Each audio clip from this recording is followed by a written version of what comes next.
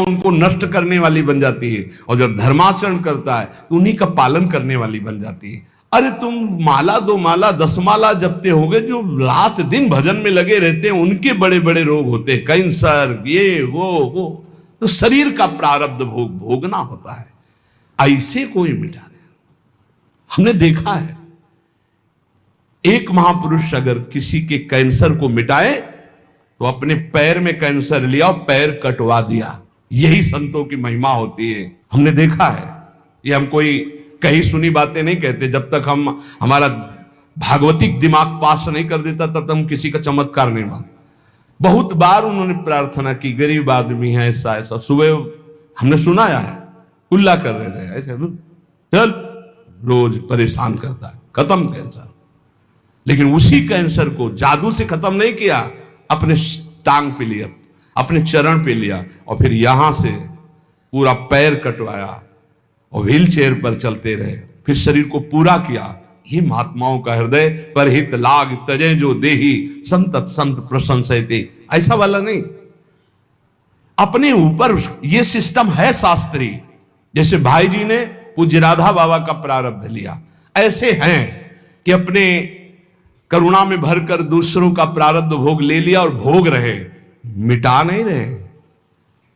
उनका मिटा दिया पर स्वयं भोग रहे। ये जीवन भगवान के लिए है, इसलिए ये चिंता मत करो अब मुझे क्या करना चाहिए आनंद के लेने के लिए। आनंद लेने के लिए सांसारिक कर्तव्य धर्म पूर्वक करो और नाम जप करो। ये पागलों वाली बातें छोड़ो। ना तुम किसी और कार्य से अपने प्रारब्ध मिटा सकते हो और ना कोई मिटा सकता है।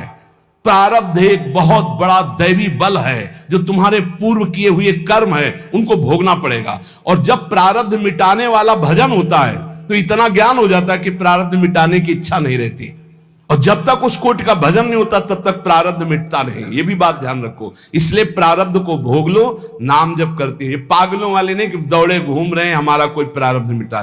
शरीर में रोग आया, अस्पताल बने जाओ, कुछ रुपया खर्चा करो, कुछ कष्ट सहो, दवा खाओ, प्रारब्ध प्राश्चित में बदल जाएगा, प्राश्चित हो जाएगा, वो नष्ट होगा धीरे धीरे। या शरीर लेने आया है तो राधा राधा राधा, हजारों शरीर छोड़े, कोई नई बात है क्या कि शरीर छोड़ेंगे? राधा राधा राधा राधा, प्रभु को प्राप्त हो गए। अहो, इतना दुर्लभ मानव देह पाकर विष्ठा भोजी सूकर कुकर और गधे की तरह जीवन व्यतीत कर रहे हो, तुम्हें लज्जा नहीं आती? अरे मूर्ख, इधर आनंद नहीं, आनंद सागर तो तेरे हृदय में लहरा रहा है।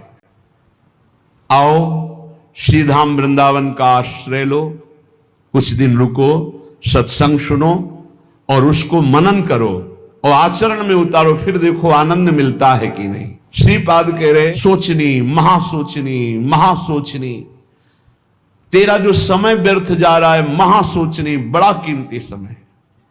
सत्संग बैठकर सुनो, चेतना पूर्वक नाम जप करो, बहुत कमाई करके यहां से नाम की चले जाओ, मुक्त हो जाओगे। अनंत जन्मों के पापों का हिसाब जमा है, अनंत जन्मों के। आप सोचते हो कि 2-4 माला जप करके हम पापों को नष्ट कर देंगे। 2-4 माला तो बहुत बात है, हम आखिरी नाम की बात करें। अगर आखिरी समय राधा निकल गया तो भगवत प्राप्ति पक्की हो जाती है। इसलिए निरंतर हम नाम जप करें। कौन श्वास आखिरी हो जाएगी? तब लगी कुशल न जीव कहूं सपने हो मन विश्राम, जब लगी भजत न राम कहूं शोक धाम तज काम। जब तक वो भगवान का भजन नहीं करता तब तक कभी शांति नहीं मिलती। न मान लो, नाम जप नहीं करोगे, कुछ भी कर लो, कुछ भी, विश्राम नहीं, शांति नहीं। एक एक कर्म का भारी भारी दंड मिलता है। प्रार्थना है, श्रीपाद करे, ये है सोचनी सोचनी महासोचनी। एक बार भी भगवान का नाम नहीं लिया और सब जीवन को नष्ट कर दिया। महापुरुषों के वचन चुभते हैं। अय मूर्ख, अय महामूर्ख, अब भी तू सावधान हो जा। जिसके कानों में शब्द पड़ रहे हो, अब भी सावधान हो जा।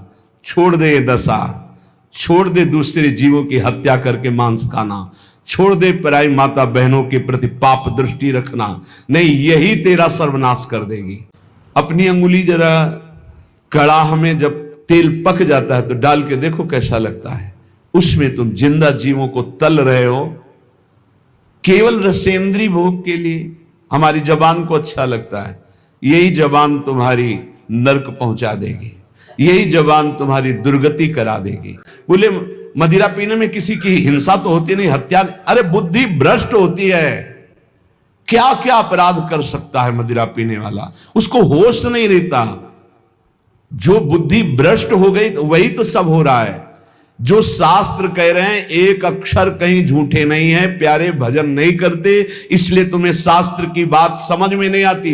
एक एक शब्द शास्त्र के सच्चिदानंद भगवान के भाव में डूबे हुए महापुरुषों ने लिखा है, जो परम अनुभवगम सत्य है। महान मूर्खता जो इस संसार में मानव देह प्राप्त करके महाआनंद स्वरूप प्रभु का नाम जप नहीं किया, प्रभु की आराधना नहीं की, कभी धाम यात्रा नहीं की, कभी सत्संग नहीं सुना, भगवत चरणारविंद में प्रेम नहीं हुआ। महान मूर्खता, महान मूर्खता, महान मूर्खता। ये त्रिगुणात्मिका माया का ऐसा जादू तमाशा है कि जिसमें बड़े बड़े फंस जाते हैं। बातें ज्ञान की करते हैं, स्थिति अज्ञान में होती है। भगवान के नाम में असीम सामर्थ्य है।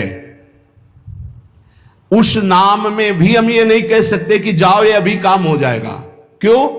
क्योंकि तुम्हारे पहले पापों का नाश करेगा। कितने जन्मों के पाप जमा है तुम्हारे, उन पापों का नाश, फिर भी नहीं काम होगा।